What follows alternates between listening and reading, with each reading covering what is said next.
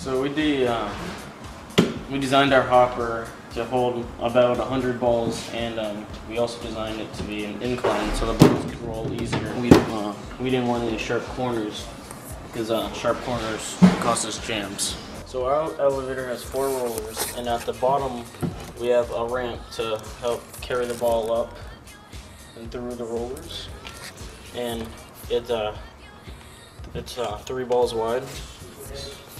And at the bottom, we have a 7075 Pros powering the elevator. Our shooter is a drum shooter, and we have 14 wheels of the Andy Mark 4-inch 50 diameter compliant wheels, which they spin at 2,500 RPMs. And the reason why we went with 14 wheels, so we can shoot 3 wide. And the shooter is powered by 2 7075 Pros.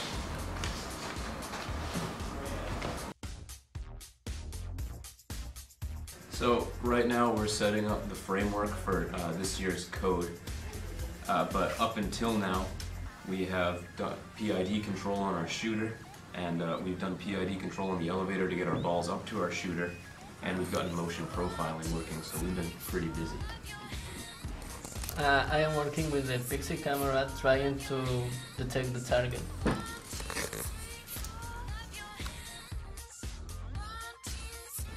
We're seeing if the knot can hold 120 pounds.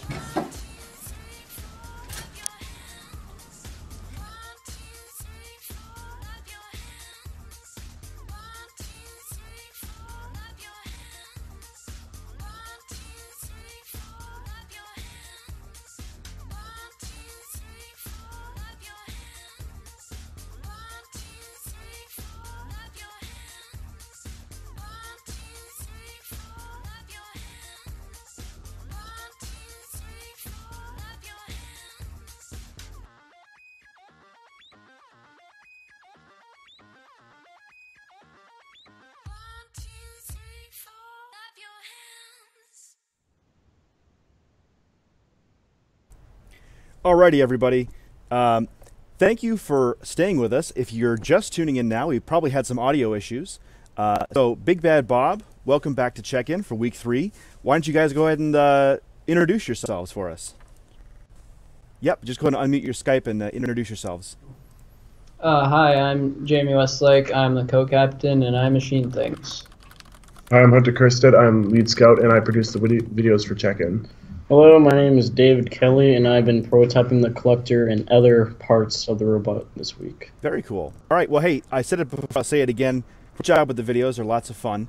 Again, we had a little bit of audio issue, I think, so we're going to fix that. We're going to play your video one more time, David, so that everybody can see it. So here we go. We're going to play it right now.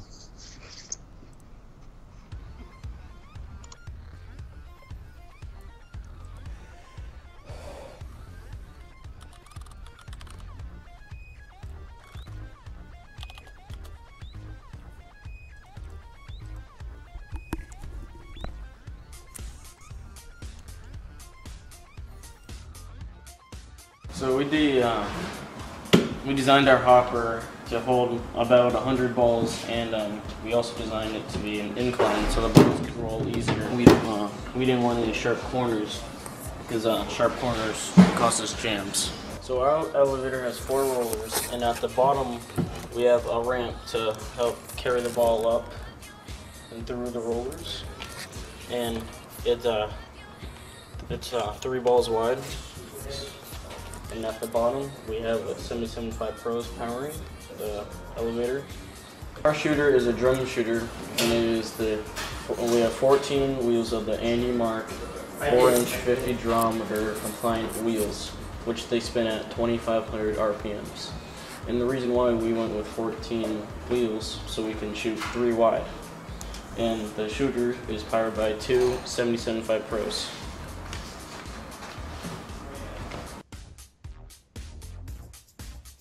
So right now we're setting up the framework for this year's code, but up until now we have done PID control on our shooter, and we've done PID control on the elevator to get our balls up to our shooter, and we've gotten motion profiling working, so we've been pretty busy.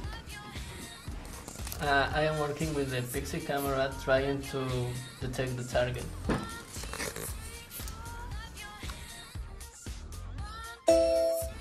We're seeing if the knot can hold 120 pounds.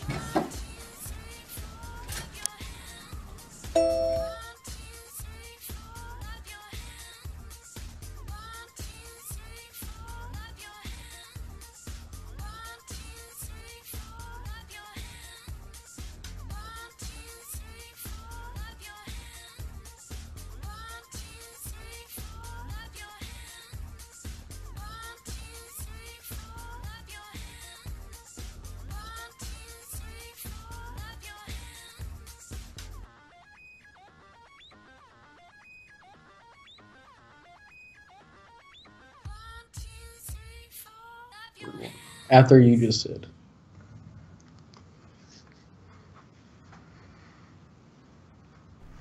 Alrighty, gentlemen, that was a great video. Good to hear your video this time around. So thank you for doing that. So let's talk a little bit about your week so far. So week 3 is generally the time when we start moving away from prototyping and toward actually building parts of the robot. So why don't you guys just go and just tell me a little bit about what this week is all about. Yeah, we've definitely done what you've said. We've moved away from prototyping. We've finished prototypes. We've finalized them and liked them. And now we're moving on to CAD. So we have the majority of the robot CADed right now, and it's almost done. And we're also working on building the drivetrain too. All right, very cool. So tell me a little bit about how your process works. How you guys sort of go from everybody sort of building stuff out of wood into actually coming up with designs and actually coming up with the features your robot's going to have finally. Do you guys CAD it? Who CADs it? How does that all work? Yeah, so we'll take a prototype and we'll obviously make a first prototype, and then we'll use it, play with it, whatever, and then we'll improve it, keep improving it until we like what we have. And then we'll take the measurements from that prototype and we'll CAD it. And Ty and I do a lot of the CADing. So we'll be just sitting around for a day or two, probably working on the robot, whatever. And it's also useful for Ty that he can, since we're using Onshape, that he can, CAD wherever the heck he wants. So say if he's, on a business trip, whatever, he can just work from his hotel. Francis, we can't hear you. Hello. All right. Can you? That's really awesome. Can you guys explain to me a little bit about how you guys use Onshape? For those who don't know, Onshape is a cloud-based software. So how do you guys actually utilize it? Well, a lot of the time, like I said, Ty's away. So that's very useful for him. So he can access our robot CAD wherever he wants. If any other teacher's gone or whatever, if a student's gone and they're working on something, they can still work on it no matter where they are. Yeah. Yeah, it's also very useful because, I can be at home, Jamie can be at home, and Ty can be wherever. We can all be in a Skype call and we're all working on the same Onshape document. Yeah, there's also a Onshape app, so you can look at the actual robot on your phone. Like, for example, when I was machining the drivetrain a little bit today, I actually went on my phone and looked at the CAD to look at the drawings because we had printer problems. Wow, that's really handy actually. That's useful. And so is Ty? So Ty's a member of Robots Network, but is Ty not able to come to all your meetings, or what exactly is his deal? Yeah, a lot of the time he's busy. Working for Symbotic, going on business trips. But on weekends, usually, if he's not on a business trip, he'll come up and stay with his parents because he actually came to this school. Oh, okay, cool. So he's an alumnus of the team as well as a mentor today? Yes. Pretty cool. Yeah, we pretty much consume all of Ty's winter free time. Oh, I know that feeling, team. Trust me. So now that we've sort of talked about how you guys, let's talk about what you guys are up to. I want to hear about the hopper first. Tell me, you saw some of the stuff in the video that you guys made. Tell me a little bit more about the hopper.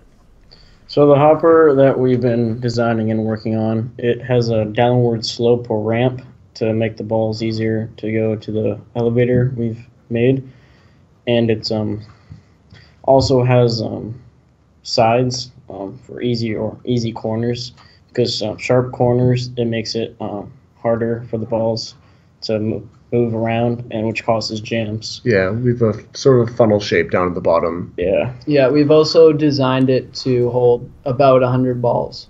Wow, that's a lot of balls. Yeah. So I saw in the CAD that it looks like your hopper extends outside of your frame perimeter.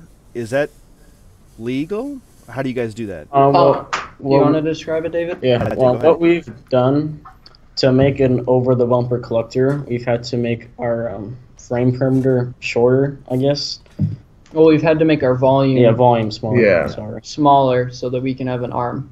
And so to maximize our hopper capacity, we've decided to make the hopper part of the collector.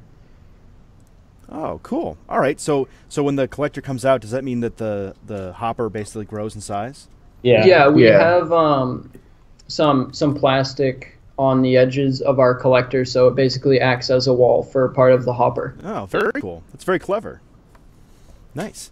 So tell me a little bit more about jamming that you've been encountering. I know you said you round off all the corners. Do you have any other solutions, and how prevalent is this jamming occurring? Is it once in a while or frequent? It's pretty frequent, more than we would want. Okay. So what we've been doing, we've been using an agitator, which for us, it's been an Allen wrench on a drill. Okay. We've been coming up with different designs and ideas to make it more effective. Okay. So I assume that those designs don't include like a rubber band over the trigger, right? It's more like using a real motor and coming up with a different kind of shape for the agitator. Something a bit more efficient and easier to use. Yeah. All right. That sounds reasonable. So we saw last week your shooter. How have you guys progressed with that? What's new about the shooter this week? And are you sort of reaching the part where you're going to actually start building it?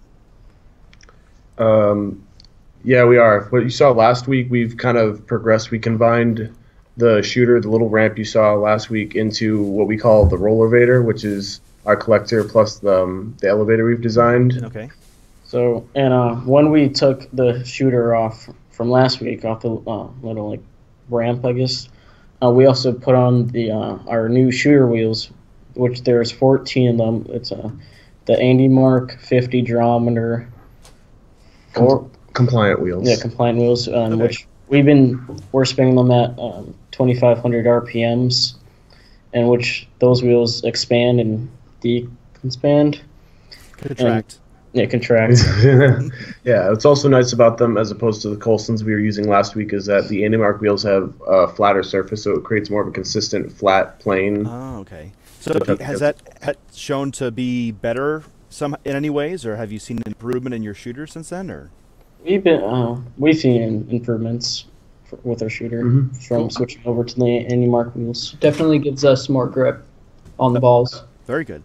So, can I ask how the shooter is doing these days? We saw that you're getting a lot of balls in, but it almost looked like you guys were aiming just a little too far forward.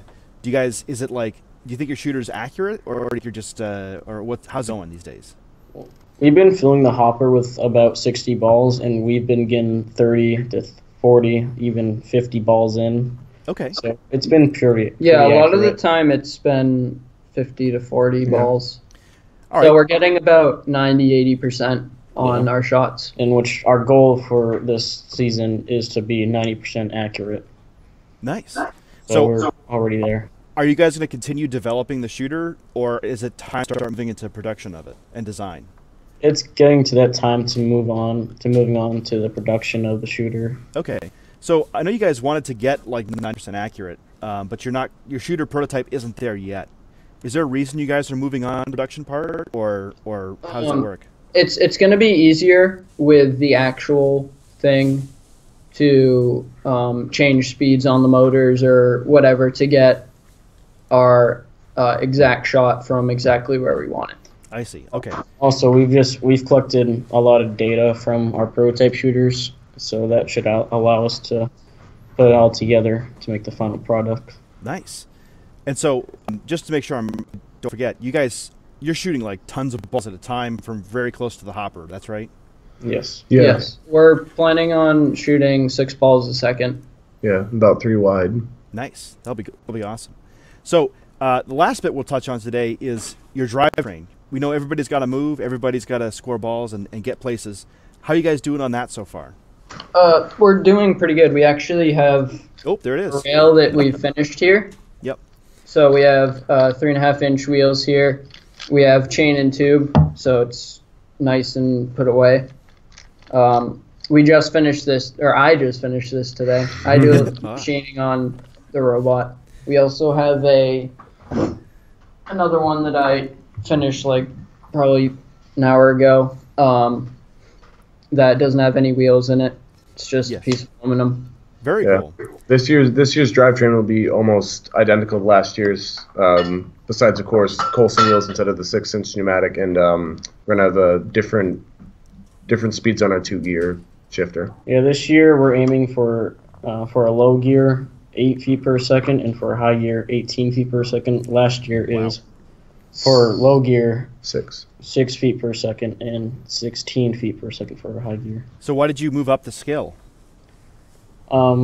We think that speed's definitely going to be a lot better when all the hoppers are empty on the field and when we need to go to the human player all the way on the other side of the field. So it's, just going fast, grab our balls, and then fly right back. And then we can go into low gear when we're actually shooting. It's also a more open field besides the big airships in the middle of the field. Yeah. But other than that, it's pretty open. Yeah, and related to that, you saw in the video we're working to drive with the camera to get that visual obstruction. Cool.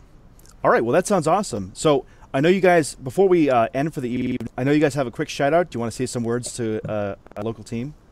Earlier in the week, the team 2370, the iBots, gave us a spring for the gear. Oh, nice. It's a gear spring. They gave us a nice gear hook.